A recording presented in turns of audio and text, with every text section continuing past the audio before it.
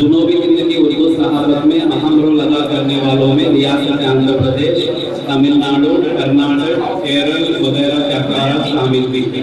مدراس کے قدیم اردو اخبارات میں جامع الاخبار، فتویٰ، اعظم الاخبار، آفتاب عالم، تیسیر الاخبار، رئیس الاخبار، عالم الاخبار، امیر الاخبار، ریاض الاخبار اور شمس الاخبار وغیرہ شامل ہیں۔